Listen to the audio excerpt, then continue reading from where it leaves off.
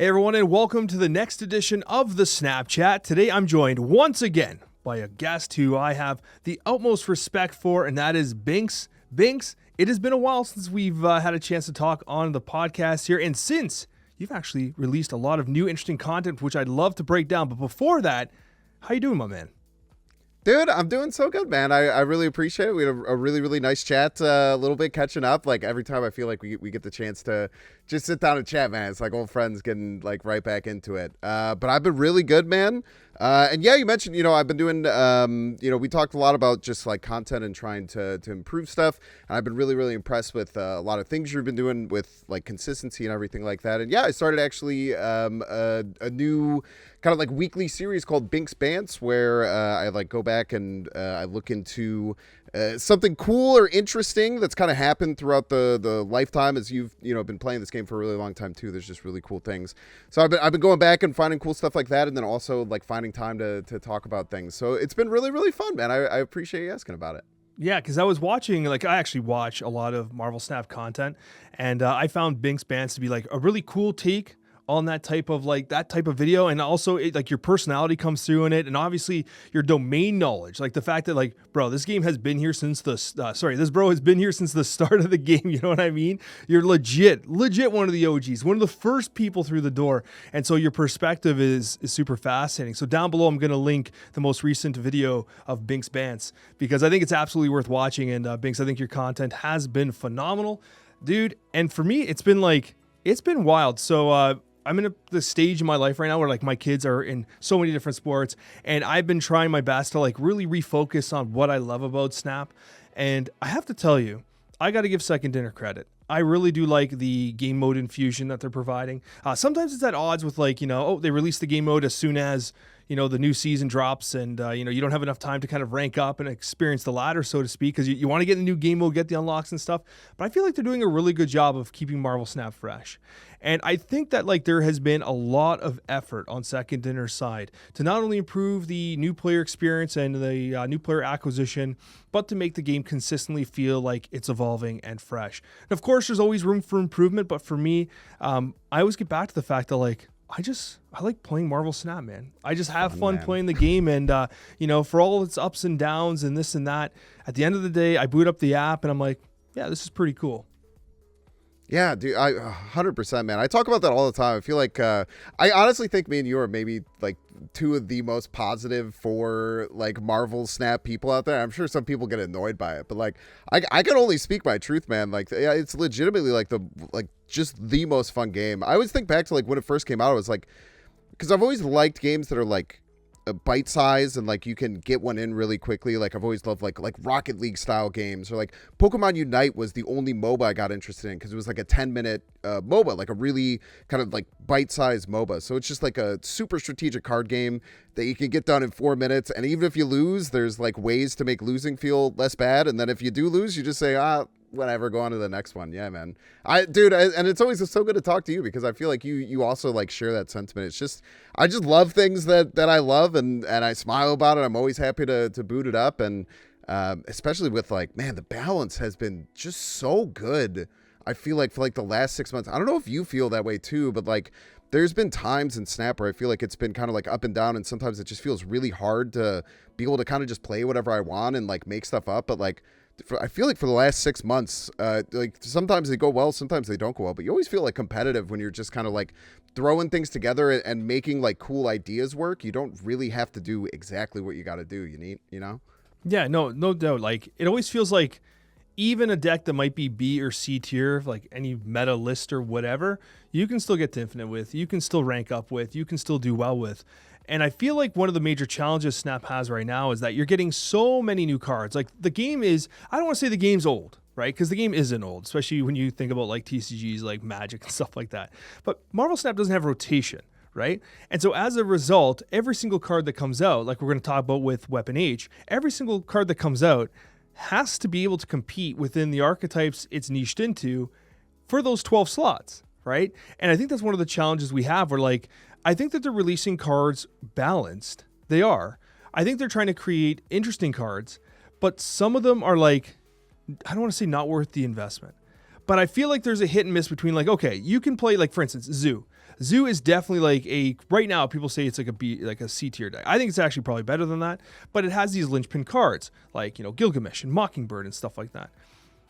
Because of the fact that like those have hung so high in like the series costs and stuff like that, I think one of the challenges with Marvel Snap is that it's very difficult for people to like experiment with all different archetypes. So like we'll get right into it with like the review of Weapon H, for instance, right? So Weapon H came out this week, and I actually really like the card. I think the card's cool. It's a 7/14. You discard it once. It's a 5/14, basically Red Skull without the downside.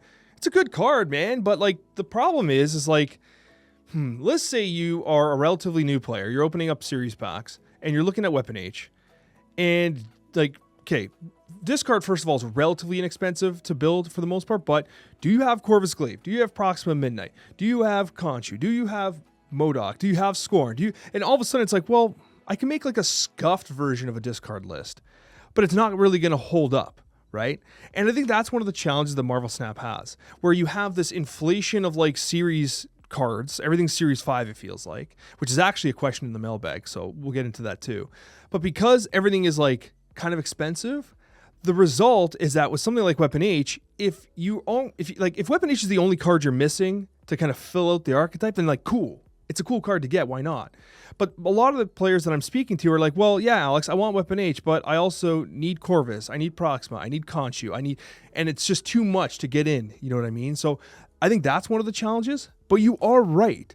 Even if you can't build the meta deck list that people talk about, right? And, I will feature in a video or, whoever. There are so many ways for you to cook. So many ways for you to cook. And you still can be competitive with even something that might be considered C tier at any given time. Yeah, definitely, man. No, I mean, I agree. I think that we're definitely getting overdue for like a somewhat decent sized series drop, because it is just feeling like so inflated, the upper level. And I feel like you're a little bit better at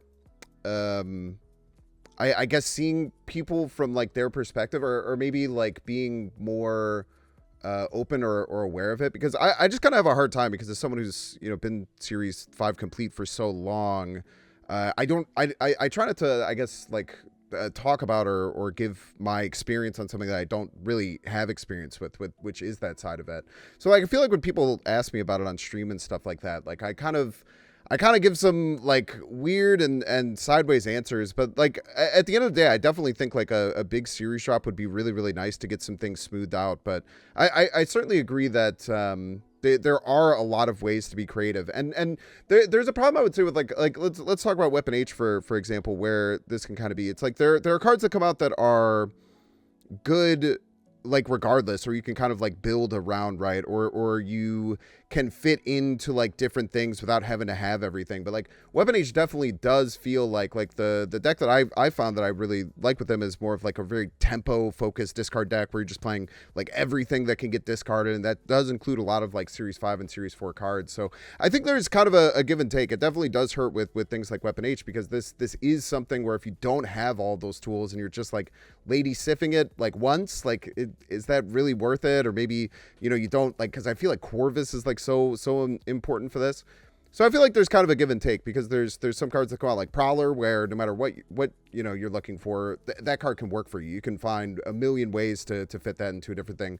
Whereas cards that are a little bit more specialized, like Weapon H, that really require those two tools to feel like you're building a competitive deck, I could definitely see the problem like showing up there.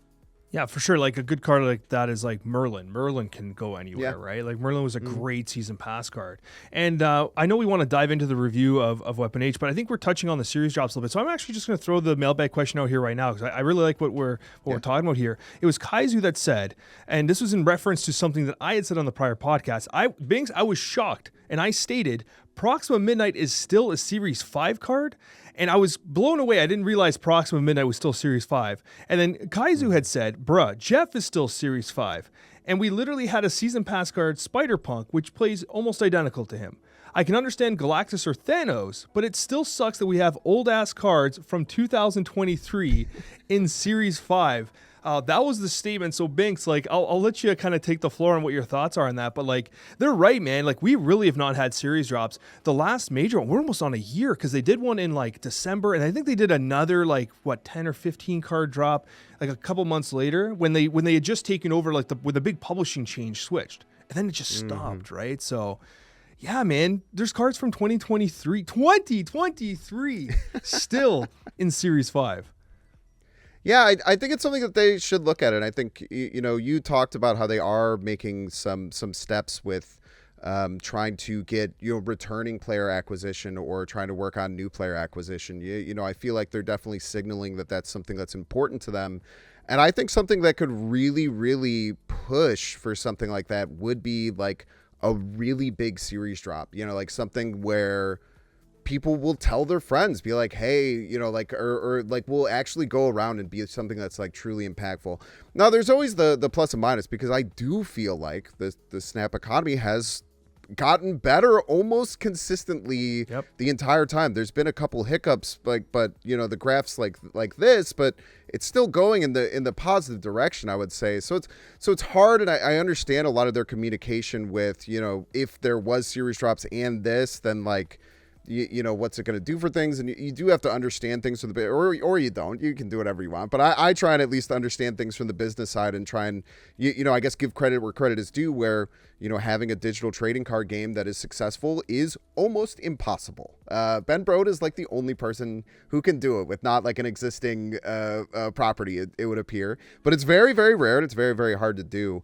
But I do think that something like a big series drop or something that gets people talking is something that Marvel Snap definitely needs if they want to keep pushing that returning player, new player acquisition. Yeah, no, for sure. Now, I'm going to jump on the heels. I'm going to get in advance of the comments here because I know someone's going to say it. I'm going to beat you to it. Bynx, I will tell you that Ben Brode did in Hearthstone. He was using the Warcraft IP. And then here he is using the Marvel IP. So... I think, to be fair, like even that, I mean, we've seen actually so many digital trading card games come and use IPs that are like that and fail. I mean, we saw DC Dual Force. I mean, I've seen since I've been playing Snap, I've seen a bunch go up and down, right? The only digital trading card games that actually end up being profitable are ones that are taking traditional trading card games and converting them. So you've seen it with like Yu-Gi-Oh! Master Duel, Pokemon Pocket, which is like a simplified version of the Pokemon TCG.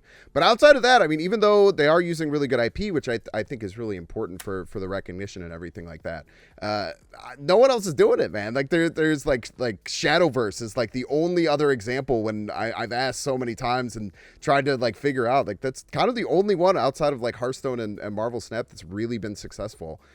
So I mean, I do have to like give them credit or give them that eye that it is a very hard thing to do, and clearly they've done it. So they know what they're talking about to a bit. But I do definitely think like a big influx would be big. But I definitely get the IP thing you're talking about. Yeah, I was on Steam and I was scrolling through like the Game Awards thing, which was awesome. Cozy was actually at the Game Awards, which is unbelievable. He was with the Rivals team there.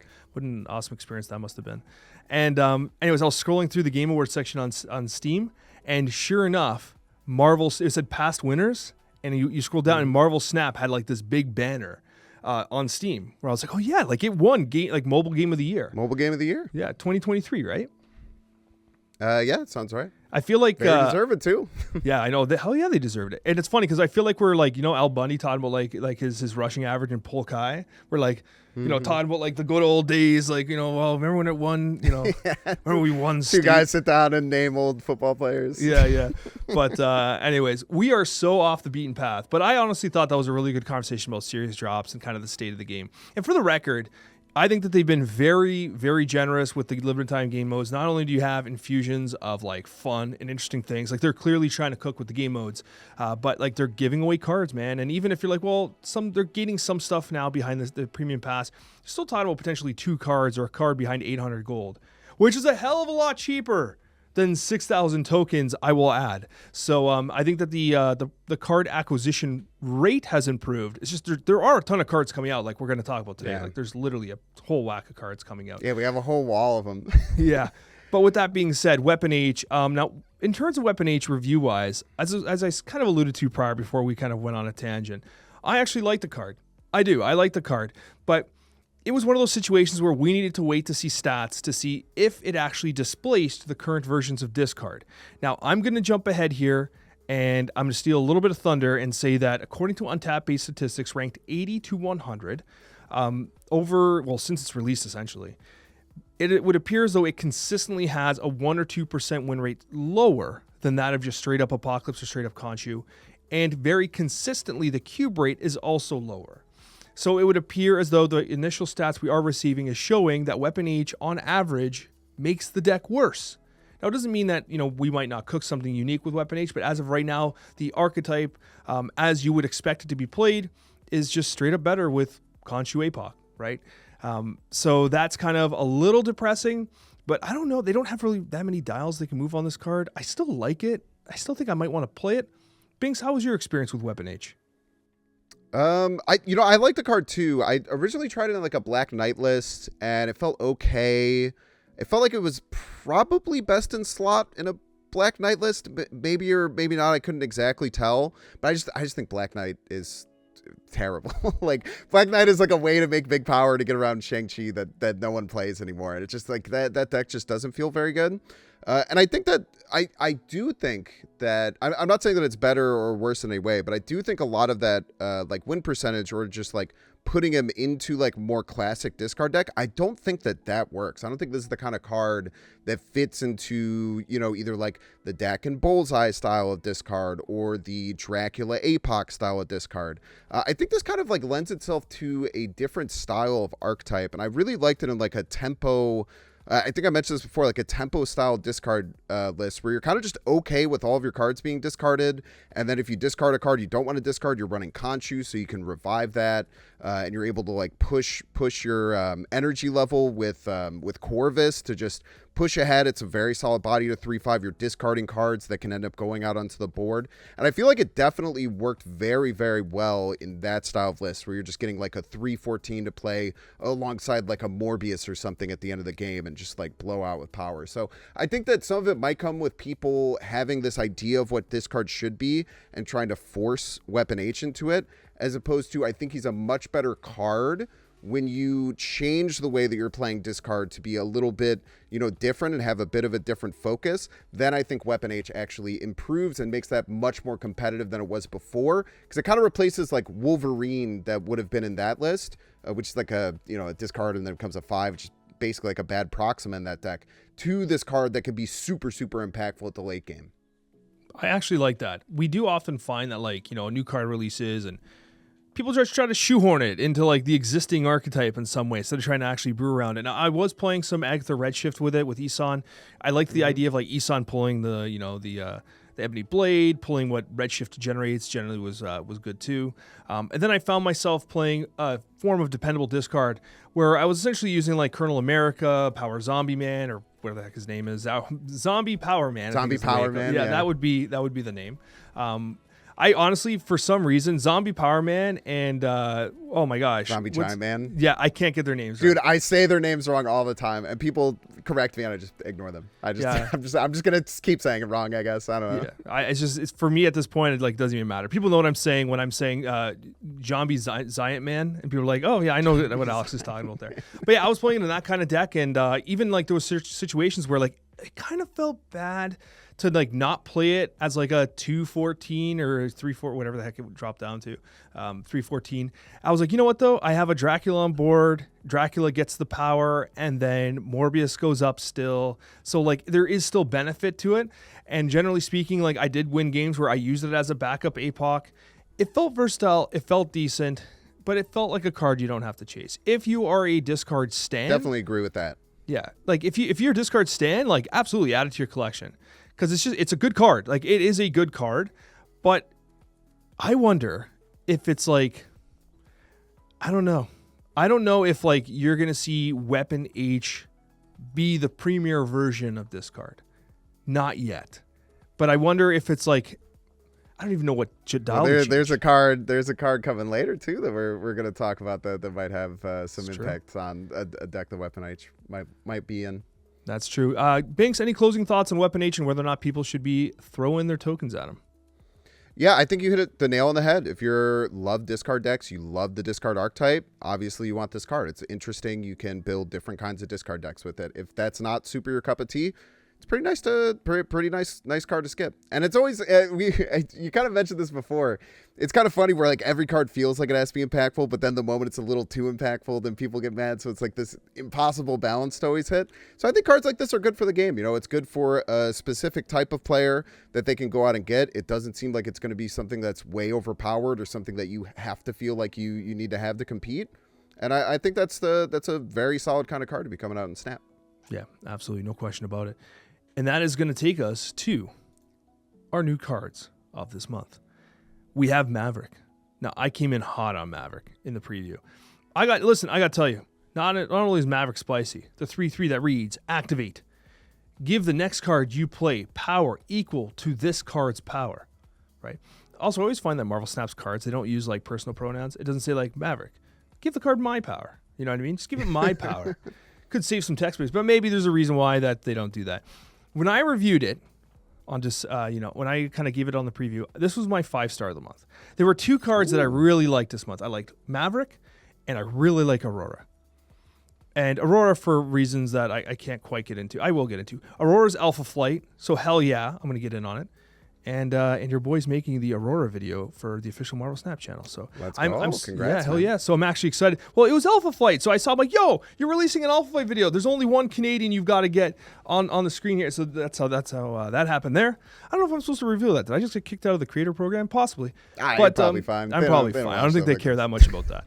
But anyways, well, we'll find out if they care about that. So the 3/3 Maverick. The reason why I'm so excited about this, first of all, I think in this given circumstance, it is an activate card.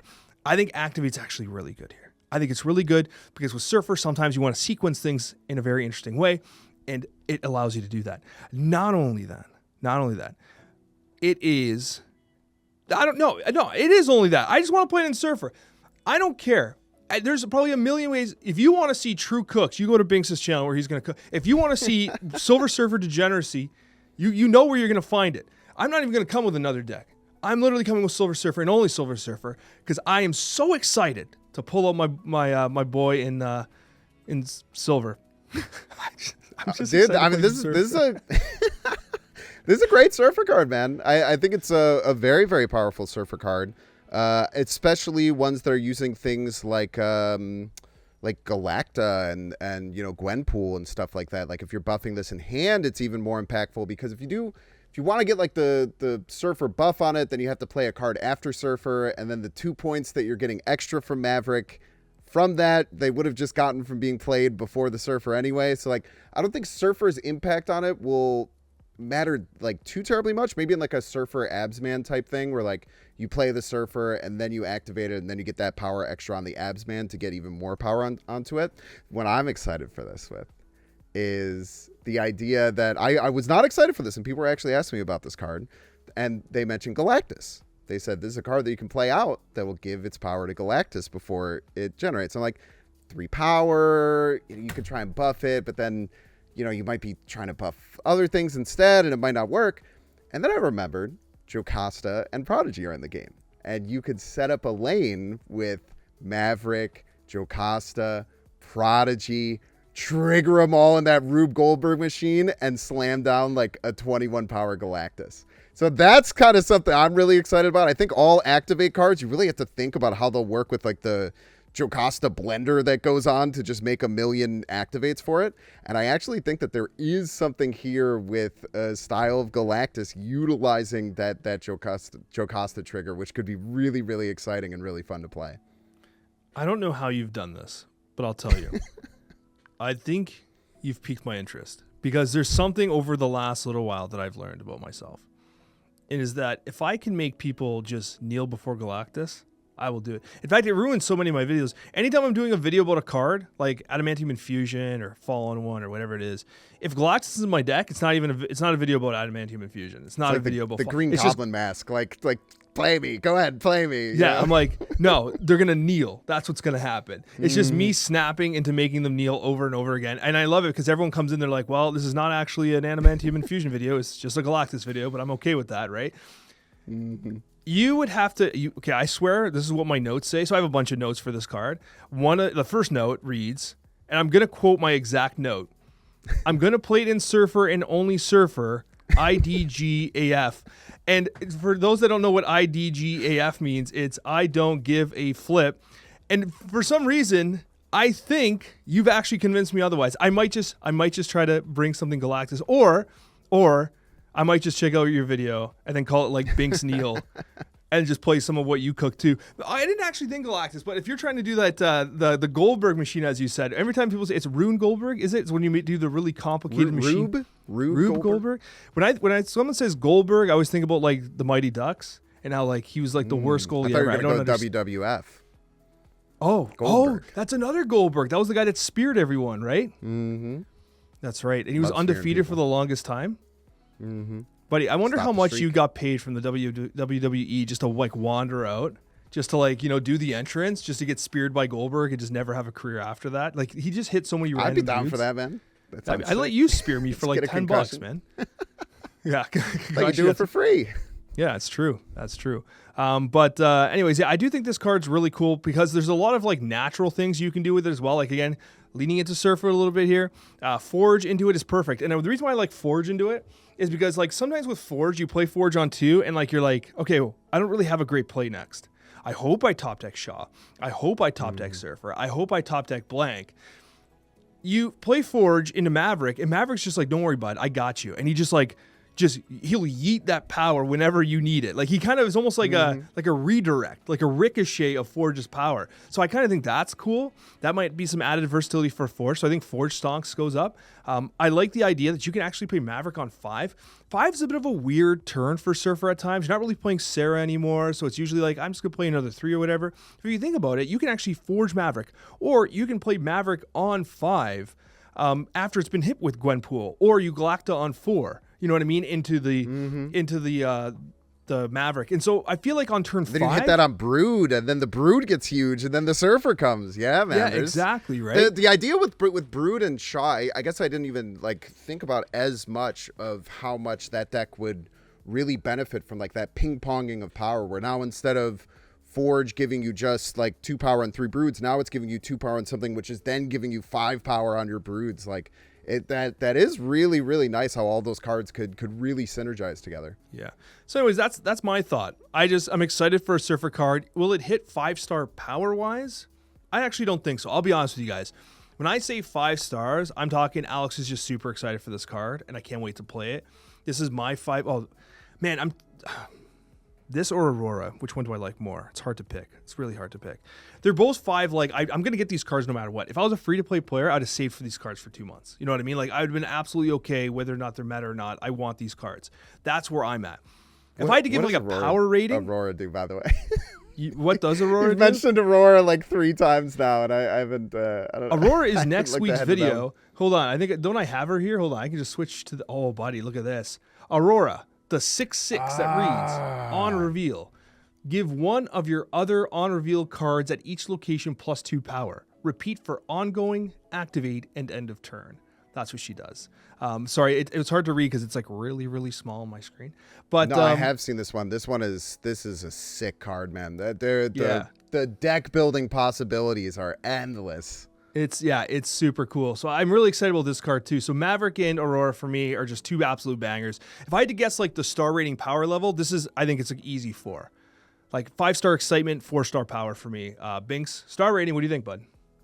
Yeah, I think like, man, dude, the more you're talking about like Surfer, I think that this is a card that like might actually really help Surfer get to the power levels it needs to feel like kind of that like forever meta card that it had been for so long. And it still kind of is now, but like I do feel like the more I'm thinking about it with how it interacts with Surfer, I think it's really good. I think 4 stars is great. I think I'm going to agree with you on a 4-star power level for this.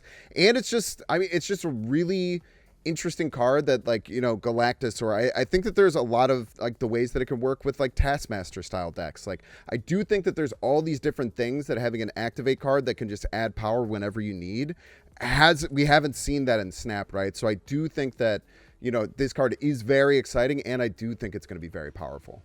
I really like that because like I sometimes, especially with a card like this, I get my horse blinders on a bit. Like I see Surfer and I'm just like, hell yeah, that's what I want. And you're like, no, Alex, I'm gonna think outside the box, damn it, because that's what I do. And I actually appreciate that perspective a lot. That is Maverick. But if you think we're done with new cards coming out this week, you are wrong because we have three more cards to talk about. And we're going to go to the Series 4 straight up release coming out here. And I think that it is potentially really interesting. And this is one that apparently I said the name incorrectly of. And if I want to just farm engagement, I'm going to say it wrong again on purpose, but I won't. This is Marrow. I said Marrow, I believe. And like, oh my gosh. I also said Marrow. You said Marrow. And I warned you. I'm like, don't say Marrow because people are going to get mad. You did. You warned me. Yeah. It's Marrow is a 2/3 that reads, when discarded or destroyed, randomly split -6 power among enemy cards. But, Bynx, we're not sure if this is -6 power or -7 because we're seeing, like, in data mines, completely different reports, and we just, like, actually pause the recording for a sec to, like, verify, and we didn't actually find it. So it might be 6 or 7. We're not sure. But it's -6 or -7, and we'll find out when it releases, I guess. yeah, I guess we'll see. Dude, I think this card's really interesting. I think I think this card is kind of tailor-made for Morgan Le Fay. I think that, you know, the fact that you can destroy this, get the benefit of it, the -6, and then get it back into your hand is really good. Or you can discard it. The fact that it does both, I think, is really interesting. It's always weird to see these destroy or discard cards because it's like, does it go into one or does it go into both, or does it? Can it what does it actually do? And this one, I'm actually not too sure. I think that from a destroy perspective, I think that they're just a little too saturated for like the more regular like destroy. Maybe there's a new kind of style of destroy, or again, maybe like a Morgan Le Fay, or maybe like a Dormammu maybe style of deck might mind a card like this a little bit more than like a core destroy deck. But from a discard perspective, it kind of hits that same level that I was talking about before, of a card that gives you a lot of benefit when it's discarded, and like hitting that maximum swell. And especially if it's -7. If it's -6, it's somewhat on par to Wolverine, except it doesn't take one of your board spaces, which can be nice. Obviously weak to Luke, weak to Shadow King. But it's just like a card that you can discard and not really worry about, and gives you like an immediate, pretty positive impact. And then there's also one other thing you can think about. There's a lot of cards that double, like specifically Dakin, right? Like if your opponent has just played one other card and then they play Dakin and you have priority and you destroy or discard this card, you can just nuke that Dakin right away. So I do think that there's like some ways that this card could be really, really good. And again, with being able to be either discarded or destroyed, I love that they left that open-ended so that, you know, deck builders can try and use this in multiple different ways. In the original preview, I tried to cope a little bit with like, okay, could you make some sort of version of this where you're running this in like some sort of like, I don't want to say toxic shell, but can you utilize the fact that randomly you're generating -6 or -7 power? It reminds me of the original The Thing, the Evolved Thing, where it hit 3 unique. It would hit. No. It would hit the same one, but when they changed it. Yeah, the original one was just 3, yeah. Yeah, but now it'll hit 3 different, which actually benefits the likes of, Ajax, but you're not really playing that type of deck. More specifically, it's Abomination that really likes that, right? Could this be played in that type of deck? But I don't know what that looks like. And even coming into this week, I'm like, I don't know. I don't see it. So like, I'm just not sure where I want to play this card. And I don't actually think it's toxic. I would agree that I don't think it's toxic. I feel like with most cards like this, you really want at least 2 enablers. Like getting any 2 individual cards in Marvel Snap, like having any 2 cards in a particular game is like just a little over 50%. So if you like just have one way to discard this or one way to destroy this, like, you know, about a third of the time that you're actually drawing this card, you can't actually use its abilities. And that just, I mean, that just feels like pretty darn bad, right? So you'd have to have a couple enablers. I don't know if like Toxic would want to do that. Maybe there's some interesting trimmed down version of Toxic that also incorporates maybe like a smaller discard or a smaller destroy package. Again, like it could be interesting, but I just more look at it as you're afflicting, you know, the power. It's not like trying to get the points out of it. It's just like you're making them lose 7 power on those lanes or 6 power on those lanes to get you ahead, and just look at that as your advantage rather than trying to like then get more value out of the affliction. The thing that really came to mind for me was like, first of all, I don't think this is great. I just don't think it's a great card. Yeah. But I had two major thoughts. One, it's not a bad card, but I don't think it's going to have a home. I feel like it's perhaps a little too niche. Now, there is another card that has like, this doubling effect. And I mean, Phantom X as well. That's going to be coming out later. Could potentially, care about these types of cards, this kind of hybrid archetype that's being built with what's being added.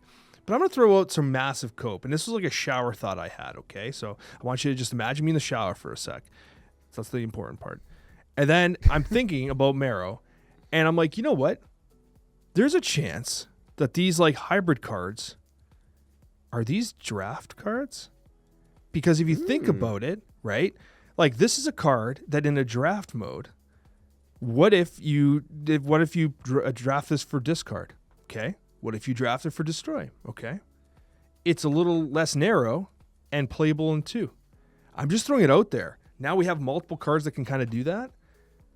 Just that's a shower thought for you. I'm wondering what you think, Bynx. No one wants my draft mode more than me. I am the quintessential like draft mode style player. I love playing different stuff. I love Arishem. I love having random things happen. I used to love District X. I used to love all these things that other people hated because I want draft mode. So, I mean, I would love to cope with you and say that maybe that is the case. It's to an extent I think it's that, or it is the development team trying to make sure that cards can find a home. Because I tell you what, if this said discarded or if this just said destroyed, we would not be even a little bit excited about it. And now there's like some ways that you can try and utilize it. It's better if it does get randomly generated as well, like you mentioned, or you get it through some other means other than having it in your deck, because there's multiple ways that you might be able to activate this effect. But yeah, I definitely think like that more draft or a card that can be used in more different ways is definitely something that they're going with here. There's no question. Star rating wise, man, this is probably, first of all, it's a Series 4 card, which is beneficial there, right? From a standpoint of like how much it costs. I can't see this going over 2. I can't see this going over 2 stars. I think this is a weaker release. Curious about your thoughts. Yeah, 2, maybe 2.5. I'm really interested to try it in like Morgan Le Fay, because Morgan Le Fay is like one of the only decks that I can think of that even thinks about doing both discarding and destroy at the same time. So having a card that can fill that flex spot might make something like that happen. But is Morgan Le Fay ever going to be a top tier deck unless they make some pretty even more significant changes than they have? I really doubt that. So I would say I'm going to go with 2.25 stars. 2.25 stars. You know what, man? You had to come and cook. That is, I think this is the first time we've had a fractional call on the star rating there. So Bynx, thank you so much for that. Much appreciated. Talking about hybrid cards, I think now would be probably a good time to talk about the next hybrid card, which is going to be a Wild Child. Another, that's a different card. Maybe, I don't know. It does look kind of like Warpath. It's kind of got the same vibe as Warpath. It's very angry. He definitely has a Warpath mixed with Sabretooth vibe to him. Warchild, 2/1, reading, it's ongoing. Child, by the way. Sorry? Said it's Wild Child, by the way. Am I saying the name wrong again? Unbelievable. Wild Child, a 2/1 that reads, ongoing, +4 power if you've discarded a card, +4 power if one of your cards has been destroyed.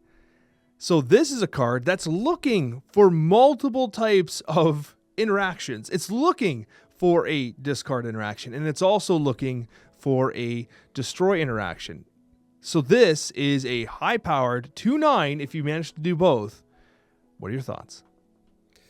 Yeah, I mean, again, I think to Morgan Le Fay, just because that's the only deck I feel like exists that tries to do any kind of discard and destroy stuff, and I feel like this can make it a 2/9. It really is, I feel like if you're a conditional 2/5, like with an ongoing effect, like if you're only trying to discard or you're only trying to destroy, you're never going to run this card. So it will pretty much only be in one of those like hybrid situations, but like a 2 cost with an ongoing like that is pretty strong. It's giving kind of Goliath like levels where if like you build your deck around it, it's this 2/1 that can get really big with ongoing power, but it's just different the requirements and what you actually have to do for it. Man, dude, this card is interesting. I do like that they've kind of made it on theme with like the Wolverine kind of like universe where, you know, Wolverine, X-23, Dakin, they all have both the discard and destroy synergy. So we've seen this a lot, and almost exclusively those things end up being that they're only used by one side or the other. You know, we have X-23 with destroy, Dakin pretty much only gets used with discard, and Wolverine pretty much only gets used with destroy, right? So like this one is like saying like, hey, you no, not allowed. You have to do both. So maybe like a card like this, like a 2/9 is a really, really good card. So I think any deck that is going to be, you know, on average destroying a card and discarding a card is going to absolutely love to have a 2/9 in their deck. It's so funny you mentioned that. So, first of all, Wild Child is a Series 4 coming out in Team Clash. The next two cards we're talking about Team Clash. So these should be relatively free-to-play achievable, which is exciting. 2/9. Are we seriously sitting here scoffing at a 2/9? Because, like, think about Lizard. That good old... Remember when Lizard was the most powerful 2-drop in the game and they had to nerf it? Do you remember those days? And now we have a 2/9 Wild Child, and we're not even sold on it. This is power creep full on, man. And even like 2 weeks ago, I was trying to convince me. I was like, bro, like Chamber impressed me to the high side. I was getting Chamber to like 215, 213, like really good power levels, way over 10 power consistently. And people are like, nah, I don't want Chamber. I'm like, okay. Like, yeah, I guess you're playing Nick Fury and a little bit of cope there, but like, yo, Chamber's good, and I don't think people bought into it. And now we see Wild Child, and you'd have infinitely more hoops to jump through with Wild Child compared to Chamber. And so for me, I'm like, I think this card's minimum probably a 3-star card. Like, the power's there. You cannot scoff at a 2/9 power card. But the fact that, like, Chamber didn't sell people on that, the fact that, I mean, even Weapon X, for the most part, actually gets to astronomical powers, right? And even then, people are, like, a little ho-hum on Weapon X. Man, I was getting Weapon X to like 20-something power.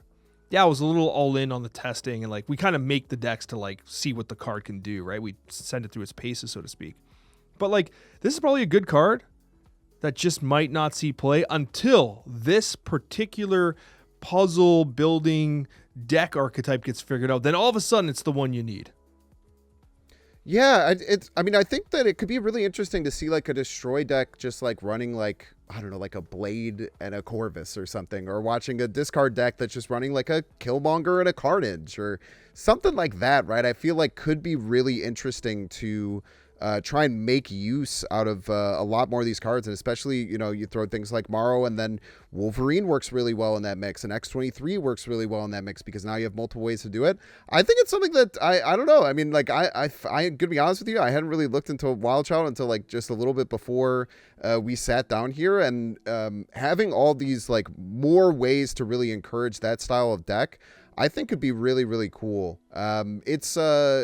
It's always weird because you always have to balance the, like, yeah, it is a 2/9 when you do your thing. And Chamber, like, you could look at it as, like, yeah, it is a 2/11 if you add 5 drops and 2 6 drops to your deck and have your other cards, like, make them. So, like, there are steps that you have to take to get there. It really just depends, is the payoff worth the investment or the deck? And I feel like we might be hitting critical mass now of cards that get benefits from both discard and destroy with these two coming in, that we could be seeing that. I think it's really, really exciting. I think 3 stars is where I would land to on this. Cool.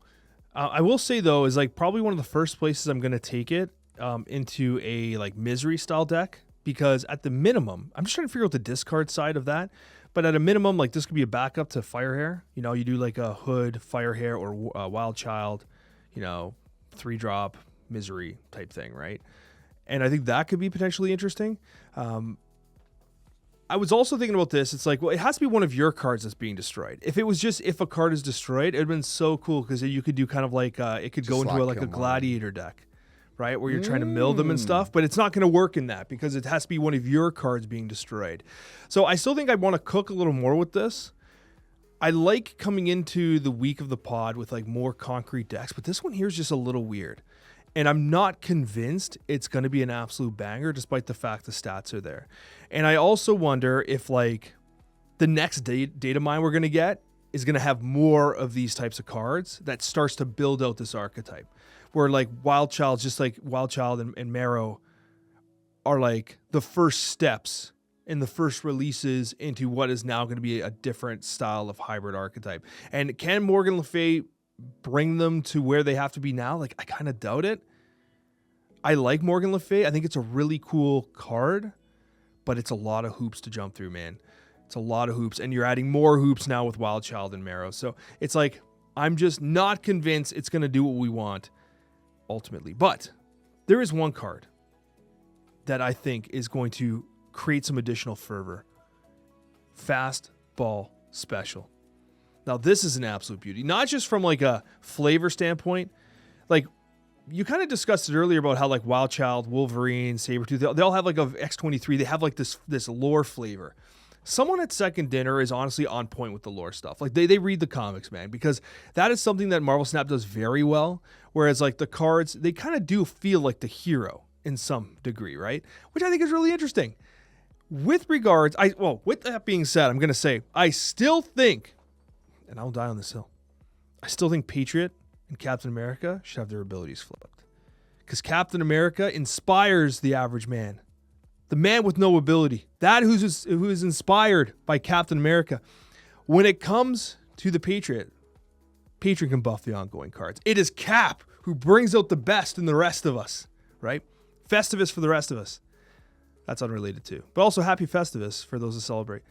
Fastball Special. The 2-costed skill. It's a skill that the art's not indicative of that. I do apologize.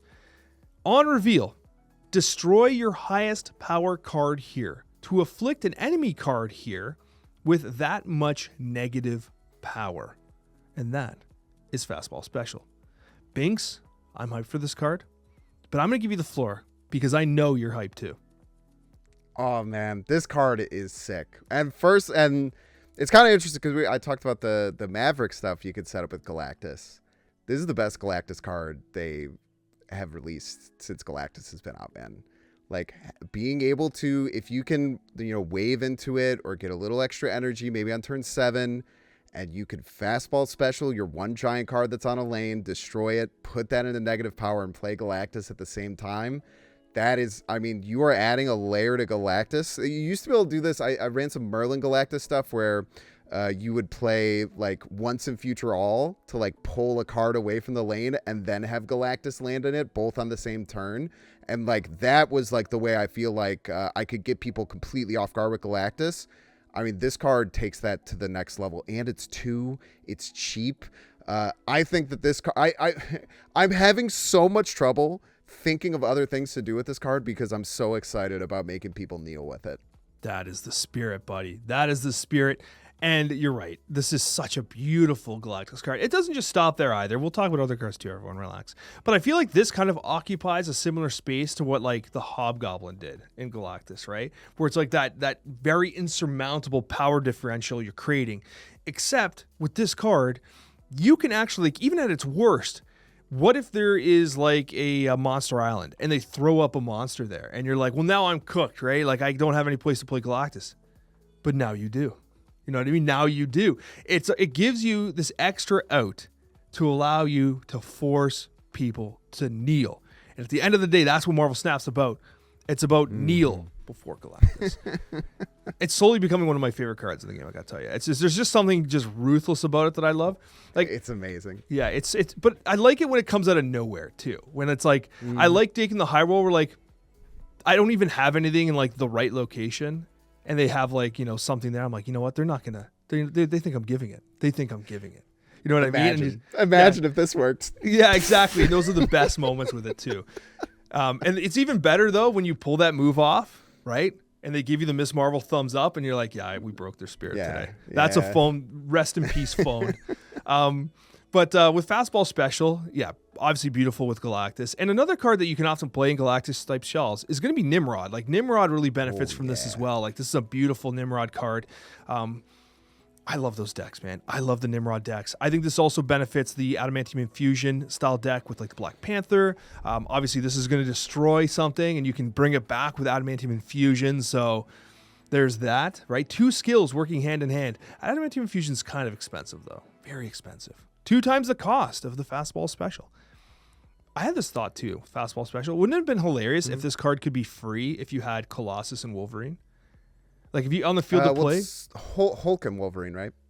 Is it Hulk and Wolverine, not Colossus? That's what it is in Rivals, in Marvel Rivals. Maybe in the comics or something, it's a little bit different. But in Marvel Rivals, it's Hulk and Wolverine. Wolverine do this. Wait, hold on. Am I confusing Deadpool and Colossus? Because Deadpool throws.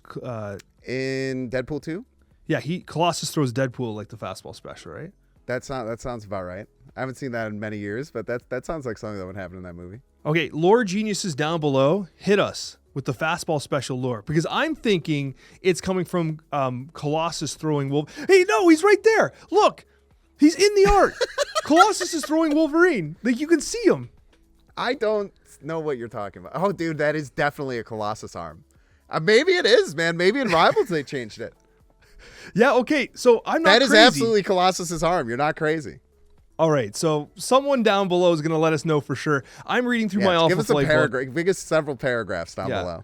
And I'll have you guys know, I know there's people out there, it drives you nuts that I don't know as much about Marvel as I should. I will tell you, for Christmas, I asked for the House of X because it has become recommended to me over and over again. And I told my wife, so if you want to get me anything for Christmas, the House of X, the trade paperback, all the comics in one, I would like to read that. Thank you. So we'll see if I get on your shelf and have you never read it. Yeah, no, I'm gonna read it. I'm gonna read it, I promise. So fastball special, I'm going. It has to be no lower than 4 stars. This is a 4-star minimum card, and I can see this being the card of the month. I could see this actually overperforming Maverick and Aurora from like an actual meta perspective. Power level, I could see this hitting 5. My excitement level, for me, it's like, listen, I love Nimrod, I love G-Man.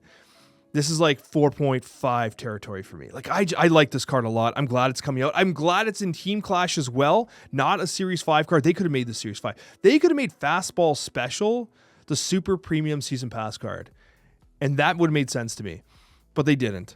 They made it a game mode Team Clash card, so blessed second dinner, because I think this card's actually baller. Star rating, Bynx. Yeah, I actually have just a couple other things to say about this card, because there's something very important about this. So think about this. We've been playing Marvel Snap a long time. We have. What is the cheapest way to destroy something instantly? Lose 8 cubes. Phone. Carnage, right? 2 cost. Carnage, you can destroy things right away. There's no other card that does that. There's no other card that destroys something instantly for 2. This is the second one they've ever released from Carnage, which was released in the original version of the game. Killmonger, it's more than that. Deathlock, Venom, Kid Omega is too, but you have to play it and then activate it. So this is actually, I think, even outside of just like looking at Nimrod, I think Destroy decks are really going to look at this. And now often Destroy does like to destroy multiple things, and Carnage and Deathlock and Venom are much better at that. But finally having another cheap way to get like an instant destroy is something that I think is going to be very, very important for core destroy decks. For like fire hair decks are going to love this card. Like, this is such a good card for like fire hair style decks, because you're going to destroy the card, you get an immediate impact, and you get to keep the space, because space can sometimes get weird with that deck, moving things around. So I think that, like, I'm going to put this at 5 stars. I'm going to say this is a 5-star card. This card is going to be so impactful in so many ways. I think it's incredibly powerful. And I am so excited to, even though I was saying I'm only excited about Galactus, I'm really excited to utilize this card and do destroy in a different, unique, and still very powerful way. What about, and this hit me while you were talking, it's not even in my notes, what about if this is an additional trigger for Phoenix Force? Oh yeah. Like, destroy multiple man, right? Like, think about it, destroy multiple man. Sometimes, like, for Phoenix Force, you're hunting for that Deathlock, right? That whatever you need to get that running.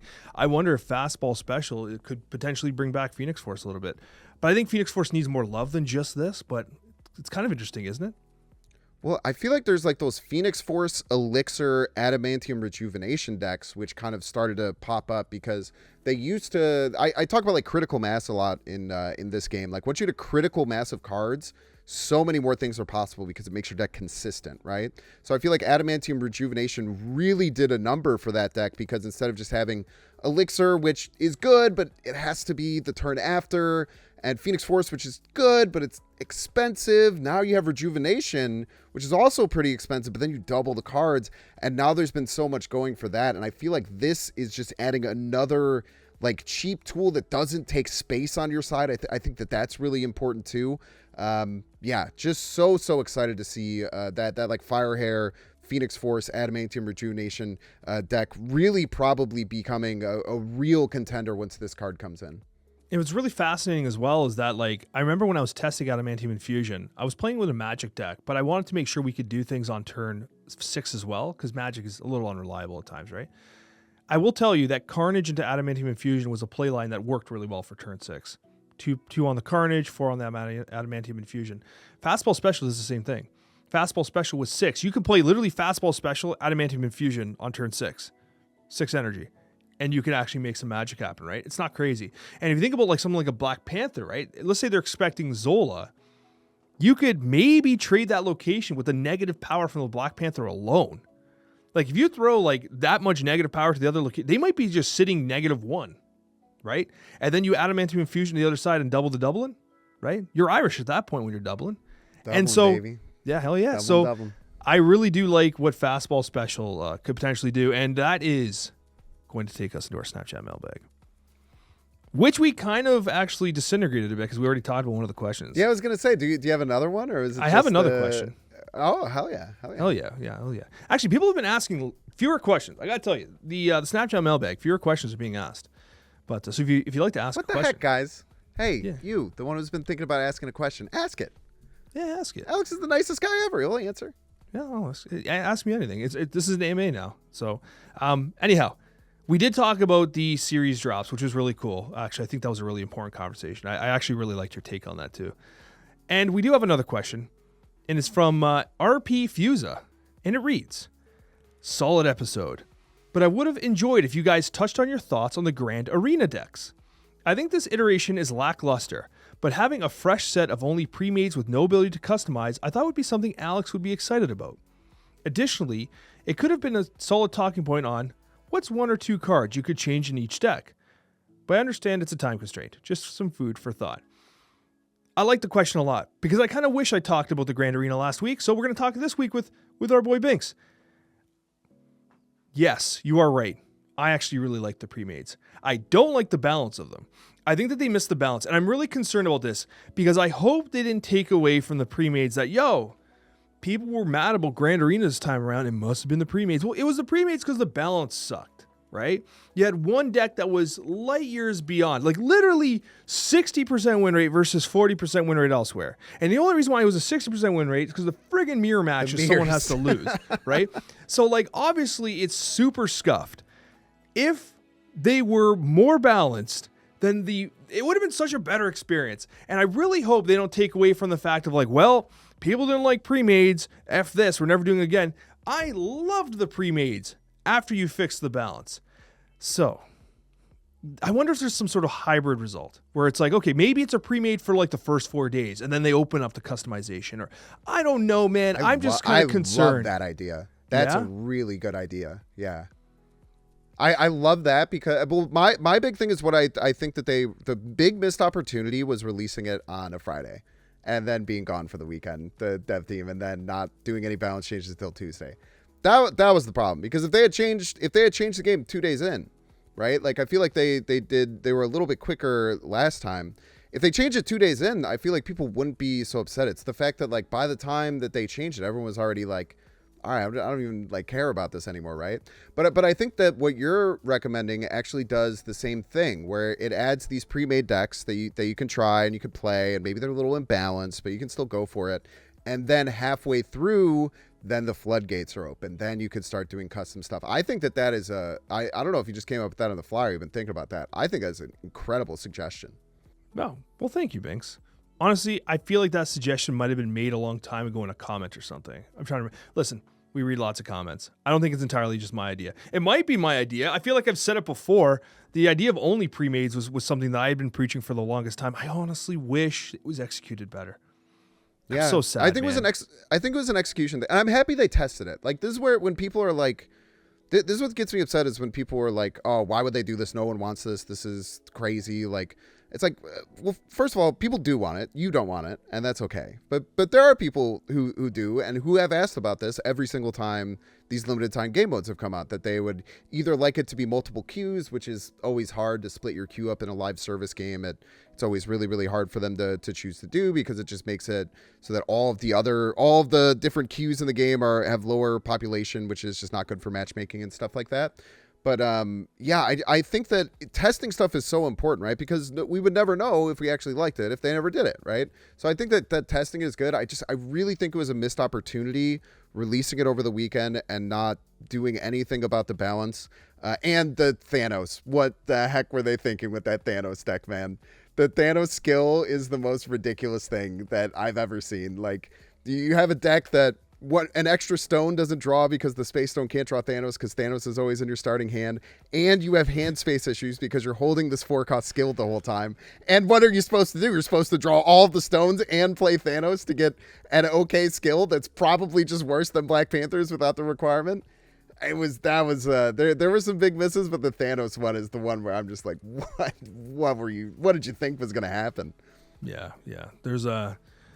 That's one way to describe that deck. That was like, what? But it's okay. Ultimately, I ended up trying to get the weekend mission done with the Weapon X, destroy stuff. And then I was like, I just want to play Another good thing is having both of those available for the weekend missions. They definitely didn't have to do that, and they did, and I think that's hell yeah, because it could have helped people decide whether or not they want to buy the season pass, right? For sure. That's a great idea. I ultimately ended up just playing the ongoing deck, because anytime I just want to play for fun, just give me some ongoing, man. I just want to just get some Spectrum down, whatever.